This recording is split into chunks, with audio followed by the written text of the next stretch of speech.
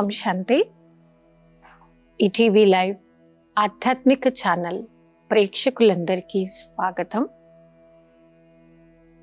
మనిషి యొక్క జీవితం ఎలాంటిది అంటే ప్రతి ఒక్కరికి లాభము, నష్టము, హాని, నింద, స్తుతి ప్రతి ఒక్కరికి వస్తూనే ఉంటాయి.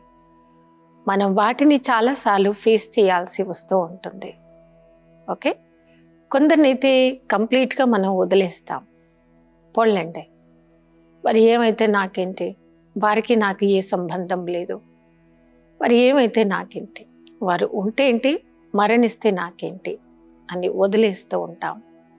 కానీ కొందరితో మనం రిలేషన్ని తెంచుకోలేమండి, అవునా? వారితో మీరు లైఫ్ అంతా ఉండాల్సి ఉంటుంది, వారితో మీరు లైఫ్ అంతా టైం స్పెండ్ చేయాల్సి ఉంటుంది.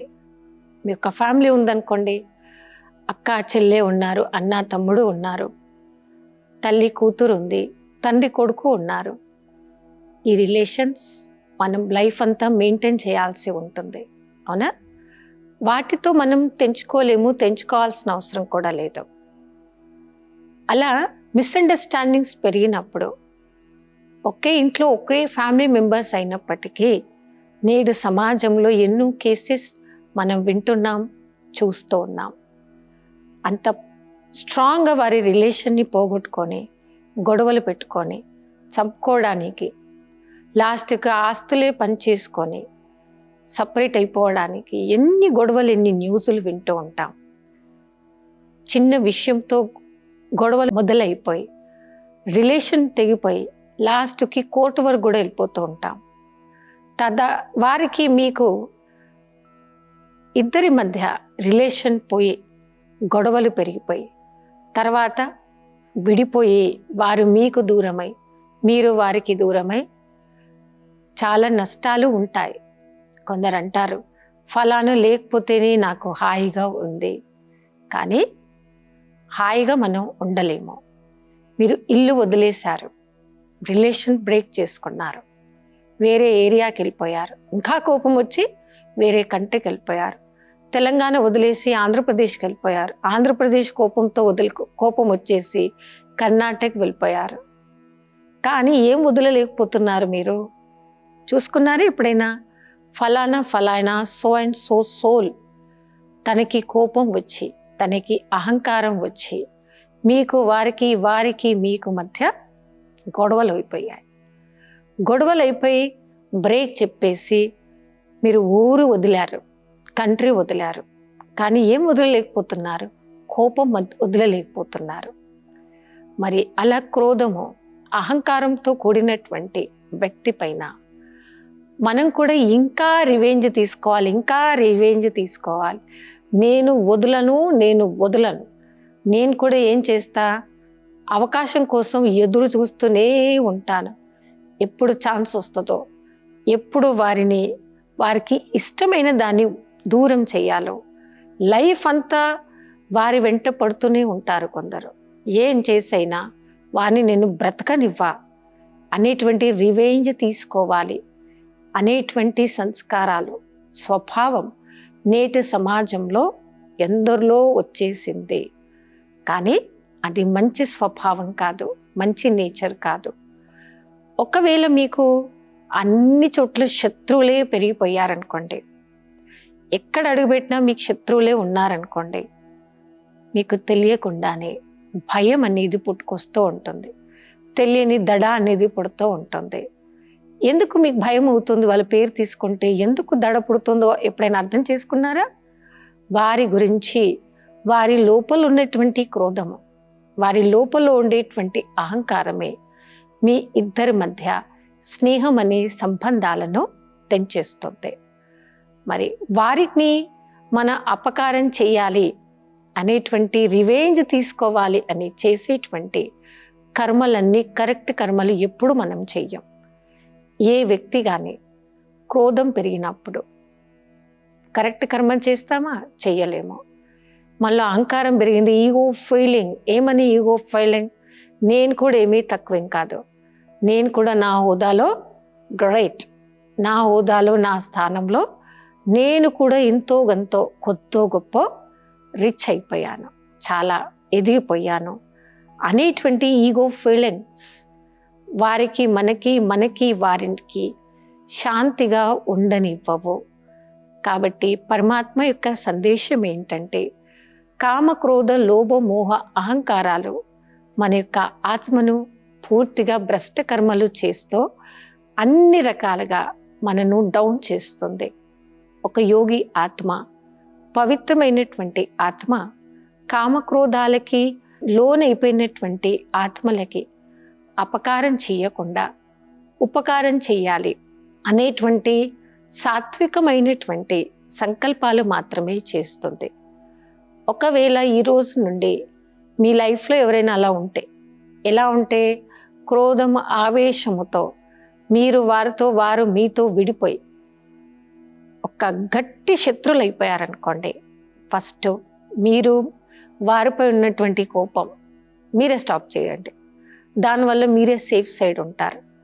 ఒకవేళ మీకు అలాగే ఇంకా క్రోధం అలాగే ఉండిపోయింది మనసులో, వారంటే మీకు అహంకార ఫీలింగ్స్, నేను ఇప్పుడు గొప్ప హోదాలో ఉన్నాను, ఎదుటి మనిషి తక్కువ హోదాలోనే ఉన్నారు కాబట్టి వారు నాకు ఎప్పుడు ఎలా కనపడాలి, తక్కువే కనపడాలి, పొరపాటున కూడా వారు ఎక్కువగా నాకు ఎప్పటికీ కనిపించొద్దు అని ఇలా ఈగో ఫీలింగ్స్ ని నింపుకున్నారనుకోండి, మనం ఒకసారి ఆలోచించండి. ఆ వ్యక్తితో మీరు ప్రేమగా ఉండలేకపోతున్నారు, సంబంధాలు కూడా ప్రేమగా ఉండవు. అప్పుడు మనం చేసే కర్మల్లో అశుద్ధి ఉంటుంది కానీ శుద్ధత ఉండదు.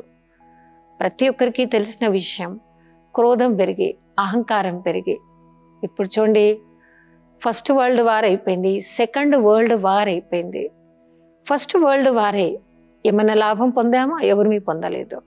సెకండ్ వరల్డ్ వారే ఏ రాష్ట్రం బాగుపడింది, ఏది బాగుపడలేదు. నష్టం రెండు వైపులు జరిగింది. అంత వరల్డ్ వార్లు చేసుకొని అంతమంది చంపుకొని అటు సైడ్ కొట్టుకొని ఇటు సైడ్ కొట్టుకొని దాని యొక్క రిజల్ట్ ఎవరైనా బాగుపడుతున్నారా? పడలేరు.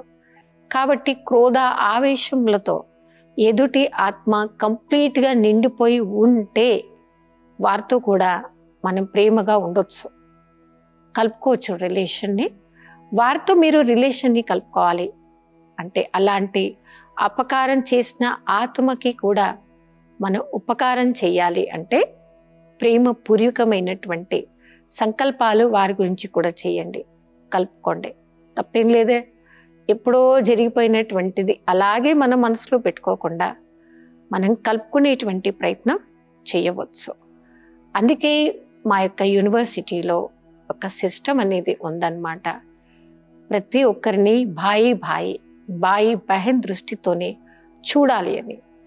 ఈ పద్ధతిని మేము ఆచరిస్తూ మా ఆశ్రమాలకు వచ్చేటువంటి విద్యార్థులకి మేము టీచ్ చేస్తూ ఉంటాం. బాయి బహన్ అనే మేము పిలుస్తూ ఉంటాం అన్నమాట. ఈ పద్ధతి మా సంస్థలో ఎందుకు ఉందంటే, ఒక భాయి ఒక బహన్ అంటే అలాంటి పవిత్రమైన దృష్టితో మనం చూడటంతో మనం ఉపకారం మాత్రమే చేయగలుగుతాం. కానీ శత్రుగా మారినటువంటి వికారాల్లో నిండినటువంటి ఆత్మకు అపకారం చెయ్యకూడదు అనేటువంటి అంశం కోసమే అన్నమాట. కాబట్టి అలాంటి విషయ వికారాలతో నిండిపోయి ఉండేటువంటి ఆత్మకి మనం ఉపకారం మాత్రమే చెయ్యగలగాలి అంటే వారి గురించి ఎప్పుడు కూడా మంచి మాట్లాడండి. వాళ్ళు 100 గుణాలు 99 చెడ్డ గుణాలు ఉన్నా ఉండనివ్వండి, ఏదో ఒక మంచి గుణం తప్పకుండా ఉంటుంది. ఆ వ్యక్తిలో ఉండేటువంటి ఆ మంచి గుణమే మిమ్మల్ని కలిపింది. ఆ మంచి గుణమే వారి గురించి మీరు మాట్లాడండి. వారి గురించి మిమ్మల్ని ఎవరు అడిగితే ఆ మంచి గుణం మాత్రమే చెప్పండి. మీరెందుకో మిస్అండర్స్టాండింగ్ చేశారు, కానీ ఆ వ్యక్తి చాలా ప్రేమగా ఉంటారు, చాలా మంచి వంట చేస్తారు, చాలా నీట్ డ్రెస్ అప్ అవుతారు. అలానే వాళ్ళు ఏదో మంచి గుణం ఉంది కదండి, అదే చూసి అదే మీరు ఇతరులకు చెప్తూ ఉండండి.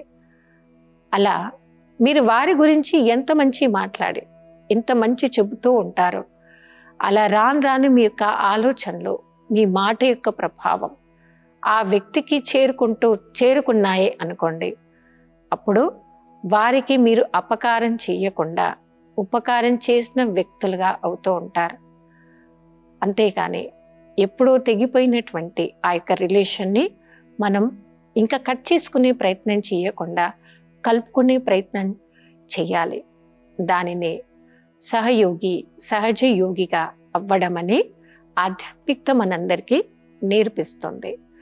అంతేకాని వీలైనంత వరకు మనం లాస్ చేయాలి, వీలైనంత వరకు వారి రిలేషన్ని మనం బ్రేక్ చేయాలి, వాళ్ళ సంతోషాన్ని పోగొట్టాలి అని అశుభ భావనతో, అపవిత్రత భావంతో ఎప్పటి వరకు మనం ఉంటామో మనం మెంటల్గా, ఫిజికల్గా 100% లాస్ అవుతూ ఉంటాం. మనని మనం చూసుకుంటే నిజమే అనిపిస్తుంది కదా, ఎవరో చేసిన పనులకి, ఎవరో చేసిన దానికి, ఎవరో మాట్లాడిన దానికి అనవసరంగా నేను ఆలోచిస్తూ, అనవసరంగా నేను మాట్లాడుతూ నా యొక్క మైండ్ని స్పాయిల్ చేసుకుంటున్నాను. కాబట్టి ఈ రకంగా ప్రతి ఒక్క ఆత్మ గురించి మనం అశుభంగా కోరుకోకుండా, అశుభం మాట్లాడకుండా మనం ప్రేమతో కూడినటువంటి వ్యవహారాన్ని వ్యవహరించాలి అనేదే మనం పరమాత్మ ద్వారా నేర్చుకుంటున్నటువంటి గొప్ప అంశము. సో ఈ రకంగా కామక్రోధ లోభ మోహ అహంకారాలలో లోనైపోయినటువంటి ఆత్మ గురించి మనం శుభం మాట్లాడుతూ, శుభం కోరుకుంటూ, వాళ్ళలో ఉన్న మంచి గుణాలు చూడటంతో కూడా అపకారిపై ఉపకారం చేసిన వారిగా అవ్వగలుగుతాం. అయితే ఇప్పుడు చూడండి, చాలాసార్లు ఎన్నో రకరకాల దేవతల్ని మనం పూజ చేస్తూ ఉంటాం.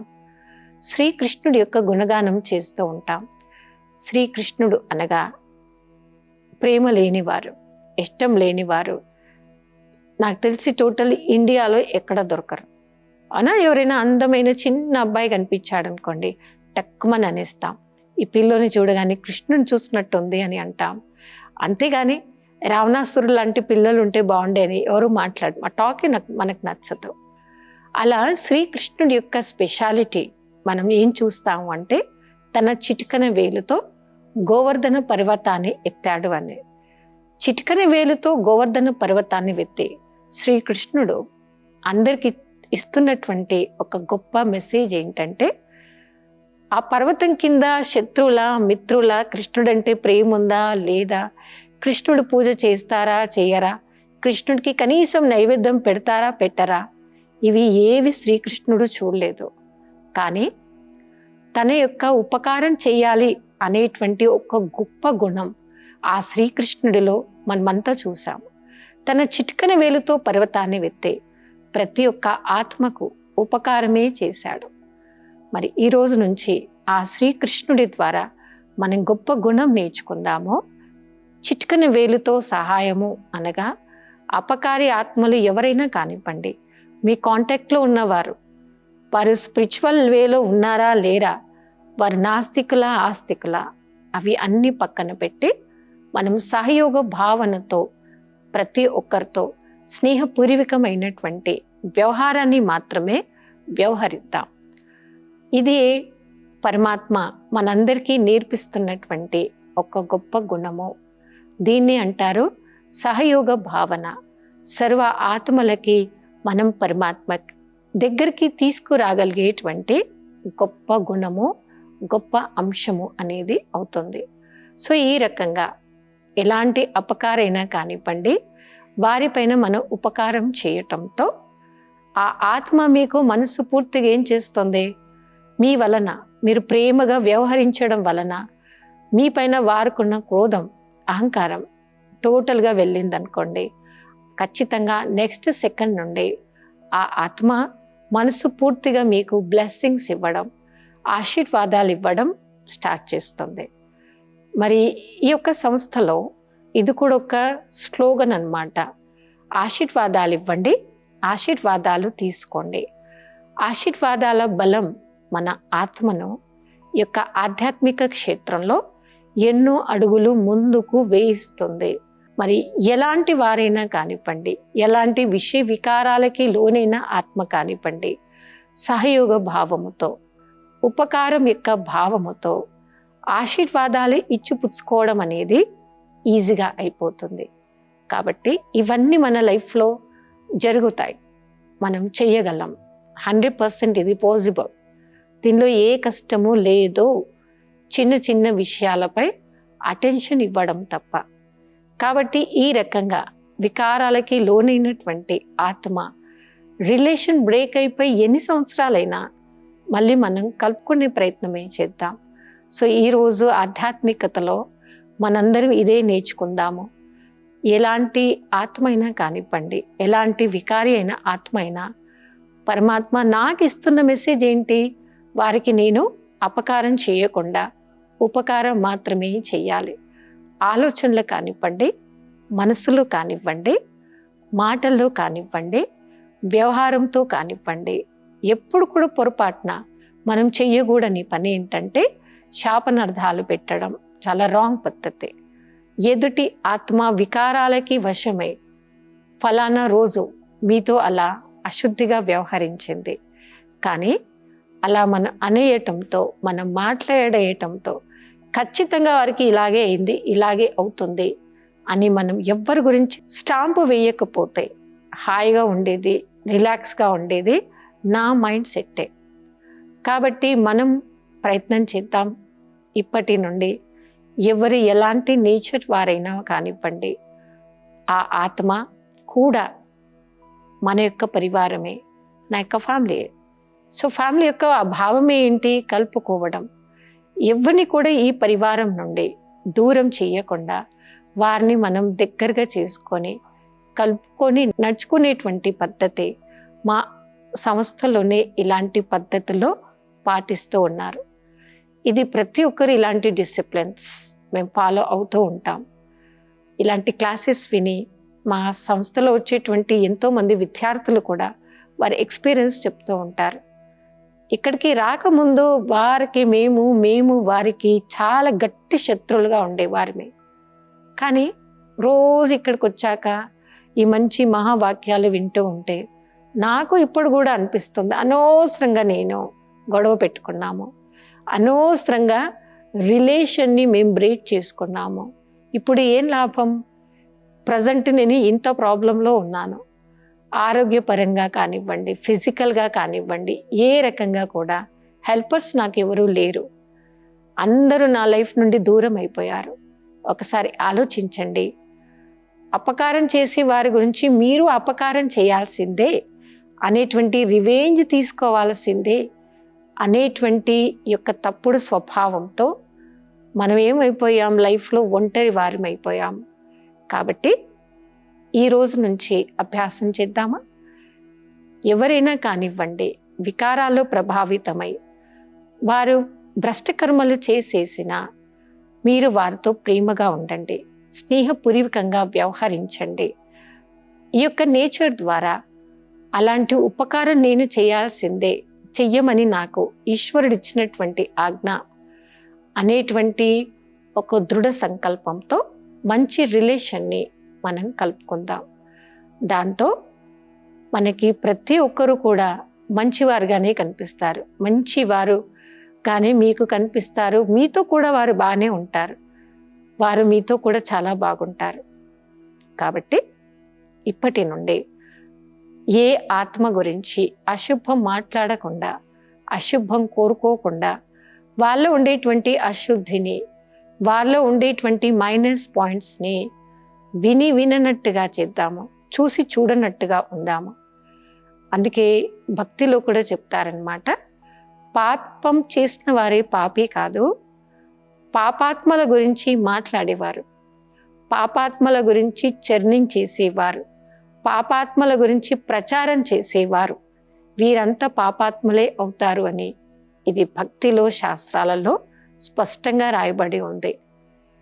కాబట్టి కొందరు అనేస్తారు, అలాంటి పాపాత్ముడికి ఇలాగే కావాలండి, కరెక్టే అయిపోయింది అని. మన నోటి నుండి అన్నా అనుకున్నా, మనసులో కోరుకోకున్నా ఎలా వారి కర్మలకి వారికి ఫలం ఖచ్చితంగా దొరుకుతుంది. ఇది కర్మ ఫిలాసఫీ ప్రతి ఒక్కరికి నేర్పిస్తున్నటువంటి గొప్ప అంశం.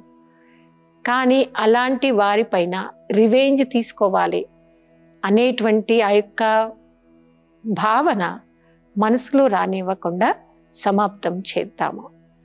మరి ఇంతటి గొప్ప జ్ఞానం వినేటువంటి ఆత్మ భ్రష్ట కర్మలు చేస్తూ, పాప కర్మలు చేస్తూ, తన భ్రష్ట కర్మలతో, తన పాప కర్మలతో, తన వికర్మలతో తనకు తాను పరమాత్ముడి దృష్టిలో ఒక అశుద్ధత ఆత్మ, అపవిత్రమైన ఆత్మగా మైనస్ మార్క్స్ తెచ్చుకోరు.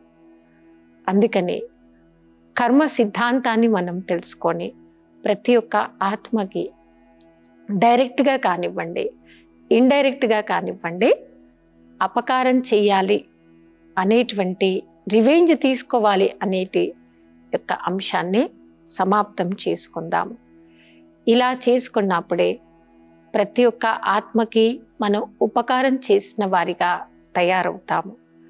మరి ఇవన్నీ నేచర్లు మనలో రావాలి, ఆచరణ కరెక్ట్ ఉండాలి అంటే ఏం చేయాలి? ఇప్పుడు చూడండి, ఎపిసోడ్ ఎంతో మంది ప్రేక్షకులు చూస్తూ ఉన్నారు. మీలో ఒక మంచి డిసిప్లిన్ రావాలి అంటే మీరు ఖచ్చితంగా బ్రహ్మకుమారిస్ ఈశ్వర్య విశ్వవిద్యాలయం యొక్క బ్రాంచెస్ మీ ఇంటికి నియరెస్ట్ ప్లేస్లో అన్ని చోట్ల ఉన్నాయండి. మీరు ప్రతిరోజు రండి. ప్రతిరోజు సత్సాంగత్యంలో మీరు మంచి స్పిరిచువల్ క్లాసెస్ వినండి. సత్సాంగత్యంలో ఇలాంటి స్పిరిచువల్ క్లాసెస్ మీరు వినటంతో ఈ వింటున్నవన్నీ కూడా మీరు ఆచరణలో తీసుకురావాలి అంటే ఈజీ ఎప్పుడవుతుంది అనేది మీకు అర్థమవుతుంది. ఈరోజు ఎపిసోడ్లో విషయ వికారాలకి లోనైపోయి భ్రష్టకర్మలు చేసినటువంటి ఆత్మలకి ఏ రకంగా మన వైపు నుండి ఉపకారం చేయొచ్చు అనే ఆధ్యాత్మిక జ్ఞానం గురించి చర్చించుకున్నాము. రాబోయే ఎపిసోడ్లో మరికొన్ని కొత్త విషయాలతో కలుద్దాము. అప్పటి వరకు ఓం శాంతి.